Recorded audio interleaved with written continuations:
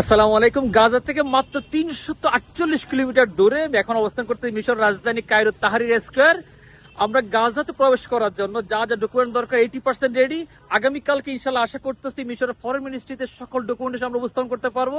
অনুমতিটা হয়ে গেলেই সকলে দোয়া করবেন। অনুমতি হয়ে যাওয়ার জন্য হয়ে গেলে আমরা আমাদের পরিবারের অবশিষ্ট সদস্যদের জন্য, নির্যাতনের শিকার মা বোনদের জন্য, ভাইদের জন্য প্রাথমিকভাবে 2 ট্রাক জরুরি খাবার সামগ্রীগুলো নিয়ে যাবো ইনশাল্লাহ। এবং সরজমিনে দেখে গাজা পুনর্গঠন আর কি কি করণীয়, বাড়ি ঘর, মসজিদ, স্কুল, হসপিটাল, মাদ্রাসা যা যা করণীয় আমরা চেষ্টা করবো সরজমিনে জরিপ করে কাজগুলোতে হাত দেওয়ার জন্য।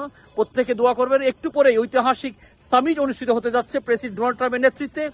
এবং আমি মাননীয় প্রধান উপদেষ্টা মহোদয়ের কাছে বিনীত দৃষ্টি আকর্ষণ করবো, শান্তিতে তিনি ইতিমধ্যে নোবেল পুরস্কার পেয়েছেন, এই গাজা পুনর্গঠনে অগ্রণী ভূমিকা পালন করবেন ইনশাআল্লাহ। আপনার নেতৃত্বে আমরা প্রস্তুত আছি। আমাদেরকে লাখো জনতা প্রতি মুহূর্তে মেসেজ করছেন গাজাতে কিভাবে যাব। আমি মাননীয় প্রধান উপদেষ্টা মহোদয়ের প্রতি বিনীত অনুরোধ করবো, প্রত্যেকে নিজের টাকা দিয়ে যেতে চাই, নিজের টাকা দিয়ে আমাদের ভাই বোনদের জন্য অংশগ্রহণ করতে চাই। এই অংশগ্রহণটুকু যাতে সহজ হয়, আপনি আমাদেরকে যাবতীয় সহযোগিতা করবেন। আপনার নেতৃত্বে ঐতিহাসিক গাজা পুনর্গঠনে আমরা সশরীর ভূমিকা রাখতে চাই। আল্লাহ তাআলা গাজার এই শান্তিটা স্থায়ী করে দিন। আমাদের সকলের জন্য দোয়া করবেন, আজ ফাউন্ডেশনের জন্য দোয়া করবেন। সাথেই থাকুন। আসসালামু আলাইকুম।